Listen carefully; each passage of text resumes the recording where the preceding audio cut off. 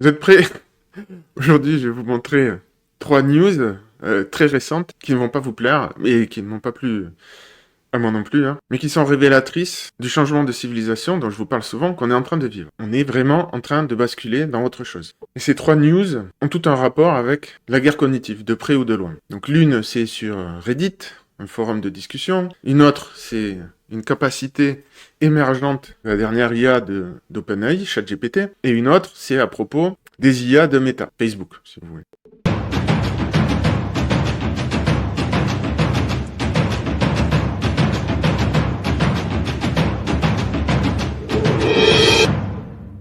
Ok, on va commencer par Reddit. Et après, en conclusion, je vous ferai un petit topo sur la guerre cognitive. Comment éviter, en tout cas, autant que faire se peut, d'être victime.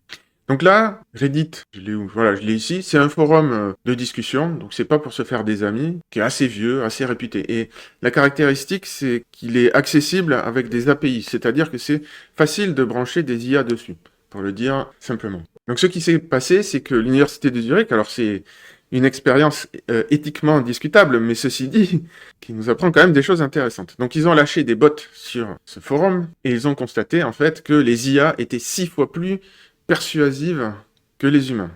Et c'est pas si étonnant que ça, puisque les IA ne sont pas incarnées, elles ne défendent rien. Donc elles n'ont pas de limitation comme nous, de limitation cognitive comme nous. Ça leur permet d'adopter n'importe quel point de vue et de faire les ponts entre n'importe quel point de vue. J'ai déjà fait l'exercice de prendre des idéologies extrêmes et d'expliquer l'immigration à quelqu'un d'extrême droite, ou d'expliquer l'anticléricalisme à un musulman, elles sont tout à fait capables de trouver des arguments ou des manières de tourner les phrases pour être persuasives. Donc moi, je suis pas du tout étonné par ce résultat-là. Voilà. Le deuxième, alors là, si vous n'avez pas vu passer cette news, je vous préviens, vous allez juste halluciner. De quoi il s'agit? Donc là, je vous montre la photo en grand écran et après, je vais vous montrer la vraie discussion, enfin, le vrai raisonnement qu'a tenu ChatGPT. L'idée, c'est, en partant de cette photo, c'est de trouver où elle a été prise. Donc, vous pouvez faire l'exercice si vous voulez. Moi, je suis absolument incapable de dire quoi que ce soit là-dessus.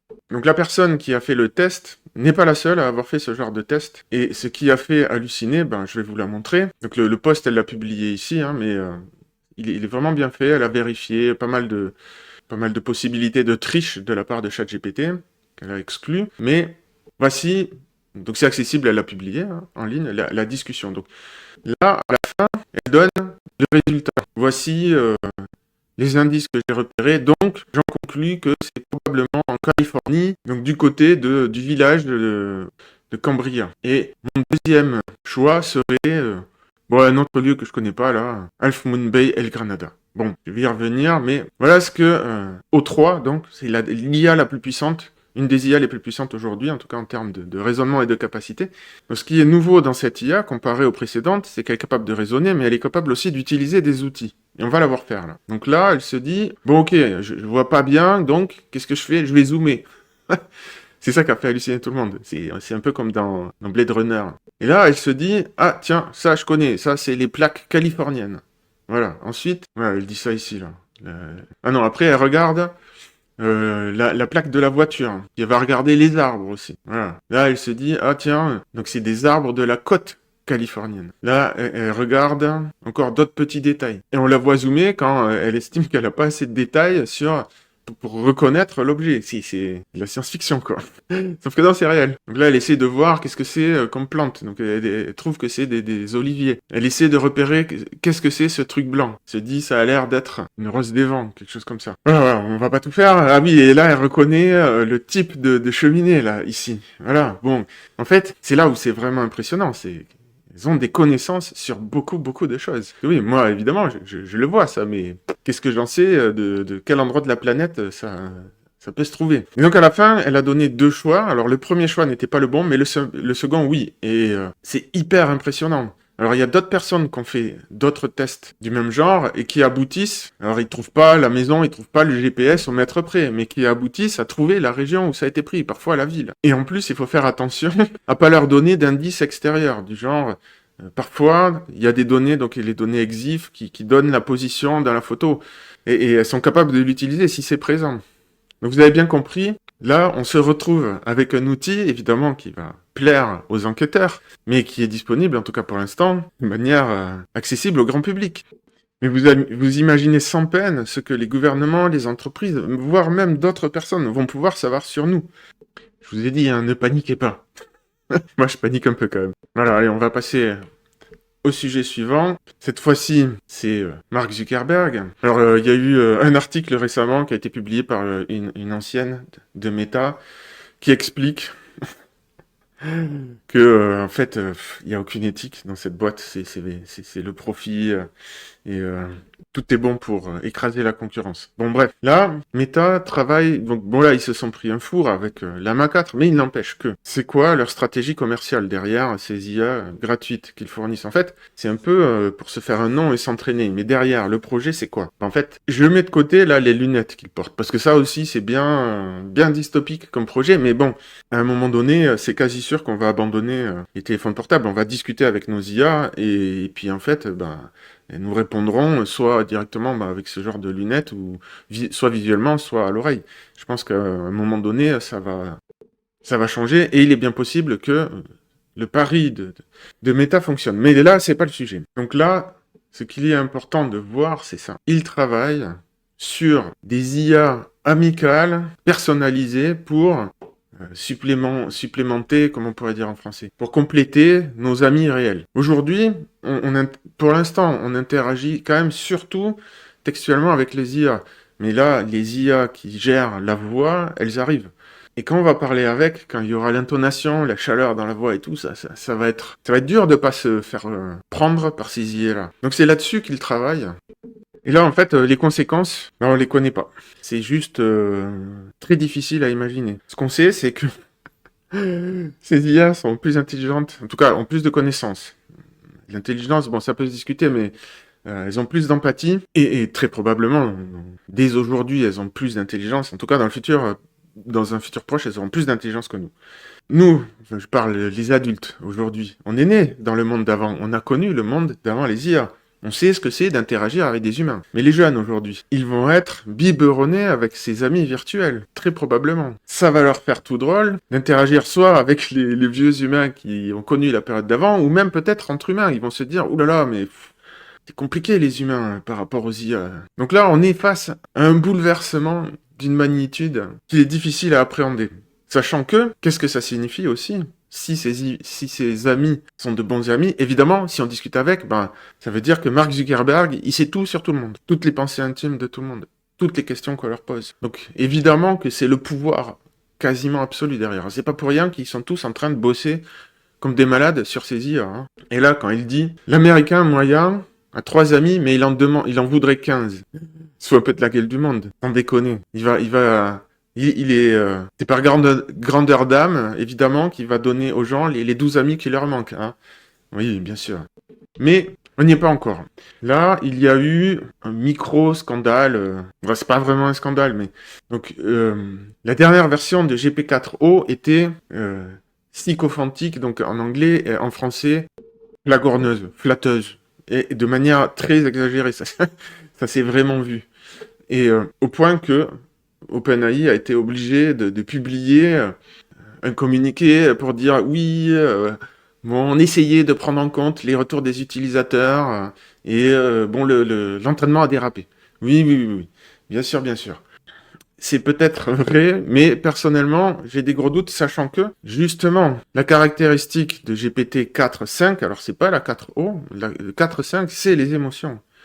Donc il travaille, je suis persuadé, on verra si j'ai raison à l'avenir, mais je suis persuadé qu'il travaille exactement sur le même projet, les IA amicales. Je pense qu'ils ont bien compris que il y a 2 créneaux. Les IA qui résonnent, elles coûtent extrêmement cher, ça sera réservé aux chercheurs. Grosso modo, aux chercheurs, aux hommes de loi, enfin bref, aux professionnels qui en ont besoin pour des tâches spécialisées. Pour le grand public, ça va être ça. Ça va être les IA amicales, auxquelles on va confier tous nos petits secrets. Donc évidemment qu'ils vont les collecter avidement, en partie pour faire de la pub. D'ailleurs, Google a déjà annoncé qu'ils allaient intégrer des publicités ciblées dans leur chatbot. Et c'est fort possible que, plutôt que d'avoir l'IA sous abonnement, vous allez peut-être aussi avoir une version gratuite, mais avec des pubs. Mais évidemment que ça va intéresser beaucoup les services secrets ou les services de police, tout ça. Donc c'est pour ça que je suis aussi extrêmement suspicieux quand je vois Sam Altman qui va négocier avec le gouvernement des je ne sais quoi. Donc oui, je précise parce que j'ai pas bien expliqué.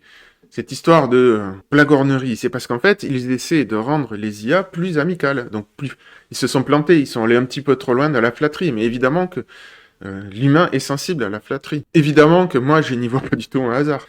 Elles sont pas devenues plus critiques. Hein. Donc ok, alors qu'est-ce qu'on va faire de tout ça? C'est bien joli ce que je vous raconte, mais vous allez me dire, très bien, mais on fait quoi? Alors d'abord, derrière tout ça, il y a ce qui s'appelle la guerre cognitive. Alors c'est beaucoup plus vaste que ce que je viens d'expliquer là, évidemment. Là, c'est 3 exemples tirés de l'actualité. Vous avez, si vous voulez en savoir plus, c'est quasiment la Bible dans le domaine. Le bouquin Neuroesclave, qui est une référence, c'est un pavé, hein. Mais franchement, c'est passionnant. Ceci dit, c'était avant l'époque numérique. Donc, ça explique les mécanismes, les biais, les failles de l'esprit humain qu'ils utilisent. Et je pense que ça n'a pas beaucoup bougé, ça ne bougera pas beaucoup. C'est juste que les IA vont être bien meilleures à exploiter tout ça. Mais les failles, ça va rester les mêmes. Je vais vous les expliquer rapidement. Si vous voulez en savoir plus dans ce domaine, je vous ai fait un e-book sur le sujet qui va plus en détail. Il est gratuit, vous pouvez le télécharger. Mais là, je ne vais pas faire trop long, je vais vous expliquer les grandes lignes. Donc, le cœur de la guerre cognitive, c'est de créer des récits simplifiés, séducteurs évidemment, qui poussent les gens à réagir. En fait, là, vous avez les 3 clés. Si vous comprenez ce que ça signifie, tout part de là, quelque part. Je vous donne un peu l'essence du truc. Évidemment, après, il y a des tonnes de biais cognitifs différents à exploiter. Il y a toute la manière de créer des récits, des narratifs, qui est tout un art qu'on peut développer. Donc, l'idée, c'est de se méfier des récits simplifiés, séducteurs, hein, qui nous poussent à réagir. Mais ça pose un problème. C'est-à-dire que si on commence à se poser beaucoup de questions, à creuser, à vérifier, on va se rendre compte que tout est complexe. Et on va être intellectuellement paralysé. N'importe quel sujet qu'on va creuser, on va se rendre compte que, ah bah oui, c'est plus compliqué que ce que je pensais. Donc, à la fin, on se retrouve à ne plus pouvoir agir. Le problème, c'est qu'on doit agir. Nous sommes des humains, nous devons agir pour vivre. Et pour survivre, tout simplement. Donc, on a besoin de ces récits simplifiés. Donc, où est la limite entre le « je suis manipulé » ou « je ne suis pas manipulé » puisque dans tous les cas, on va passer par un récit simplifié. Il n'y a pas le choix. Quand je vous dis ça, je vous dis pas que moi, je fonctionne sans récit simplifié. Non. Moi aussi, je fonctionne avec un récit simplifié. Je le sais. Mais j'ai pas le choix. Je connais les limites de mon récit, à peu près. Mais c'est aussi un récit de mon côté, que j'ai beaucoup enrichi avec le temps. Donc, c'est pas un récit simpliste. C'est un récit simplifié. C'est pas la même chose. Donc, comment on fait pour trouver l'équilibre entre les deux? Eh ben, je vais vous donner quelques repères. Évidemment, c'est tout un art, ça se fait pas en 5 minutes. Mais déjà, si vous savez ça, ça sera pas mal. Donc, premièrement, c'est de construire votre propre récit et de l'aligner sur vos valeurs propres. Voilà, ça c'est ici. Pour moi, c'est fondamental. Sur votre idiosyncrasie, sur qui vous êtes, ce qui fait de vous ce que vous êtes. Et ça, pour ça, moi je suis passé par l'écriture de mon manifeste. Alors, Victor Ferry, là-dessus, il dit, l'idée vient de lui, elle vient de son livre 12 leçons de rhétorique. D'ailleurs, je vais vous le mettre, parce qu'il est excellent et qu'il m'a appris beaucoup de choses. Mais il dit que la première leçon, c'est d'écrire son manifeste. Bon, après, sur le groupe Telegram, il explique que, en fait, le manifeste, c'est surtout, faut pas passer trop de temps dessus parce que c'est surtout pour les gens qui ont réussi, qui ont déjà accompli des choses. Ce sont ces manifestes-là qu'on lit. Et pas tellement le nôtre. Les gens s'en foutent. C'est vrai. Vous en foutez de mon manifeste. Mais ceci dit, c'est un très bon exercice pour clarifier les choses et pour construire votre propre récit. Si vous n'avez pas construit votre propre récit, eh bien, c'est obligatoirement, vous utilisez le récit de quelqu'un d'autre. Voilà. Ensuite, ça, c'est la première partie, si vous voulez. Mais la deuxième partie, c'est l'action graduée locale. Donc, réfléchir, c'est bien, c'est une chose, mais agir, c'est pas que c'est mieux, ça doit aller avec. Et ce qui est bien, c'est l'action graduée, donc d'y aller progressivement. Si vous sentez que vous êtes embarqué par un récit et que vous vous décidez à agir ou à réagir, eh ben, ne vous lancez pas tête baissée comme un gros bourrin. Et le fait que ça soit une action locale aussi, c'est pour que ça soit concret, et pas que du virtuel. Alors ensuite, si vous voulez aller plus loin, moi je vous conseille de creuser les 4 piliers de la métacognition. En fait, l'idée c'est de se connaître soi-même. dans tout ce que je dis là, le point commun, c'est de se connaître soi-même. Donc les 4 piliers de la cognition, en fait, ça permet d'éviter... La métacognition, c'est la cognition de la cognition, donc c'est comprendre comment le cerveau fonctionne. Et donc ça limite les manipulations, forcément. Donc derrière les 4 piliers, c'est la méditation. Méditation au sens, j'observe le fonctionnement de mon esprit. La rhétorique, l'art de s'exprimer. Savoir apprendre, évidemment. Et la zététique, c'est l'esprit critique. Donc savoir vérifier une info, un minimum. Et donc, par exemple, pour ça, parce que je trouve que c'est important aujourd'hui, moi ce que je fais, c'est du carottage. C'est-à-dire, de temps à autre, je fais une vérification aléatoire. On peut pas tout vérifier. Mais sur un sujet donné, régulièrement, je vais vérifier des infos. Parce que là, souvent, et je vous le dis d'expérience, souvent, j'ai eu des sacrées surprises en vérifiant.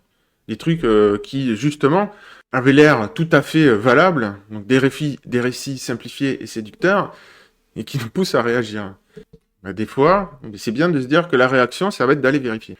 Et ensuite, aussi, un peu une astuce, on va dire, mais quand on la connaît pas, on s'y fait prendre, c'est de bien séparer ce qui fait partie de la sphère d'influence et de la sphère de préoccupation. Cette notion, elle n'est pas de moi, hein, mais c'est parmi les récits qui nous touchent, de bien faire attention, est-ce que ça a une influence concrète sur ma vie, ou est-ce que c'est juste un truc qui me préoccupe, mais qui est lointain, finalement. Donc ça va dépendre de chacun. Par exemple, on pourrait dire, oui, bon, la géopolitique... c'est sphère de préoccupation parce que bah, c'est lointain. Ouais, mais si vous avez investi beaucoup de votre argent, je sais pas où, et que bah, c'est un peu normal que vous surveilliez la géopolitique de la région. Vous voyez? Donc, bon, c'est personnel à chacun. Mais voilà, en gros, déjà, si vous mettez ça en place, ça limitera les dégâts. Dans l'e-book, j'aborde d'autres sujets sur les techniques employées, sur les acteurs et ceux qui le recherchent.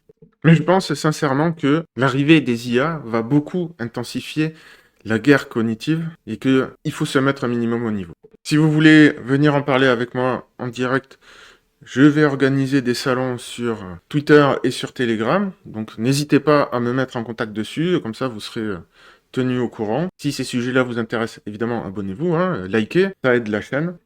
Et si vous avez des questions ou des remarques sur cette thématique, n'hésitez pas à les mettre en commentaire. J'essaie de répondre le plus possible.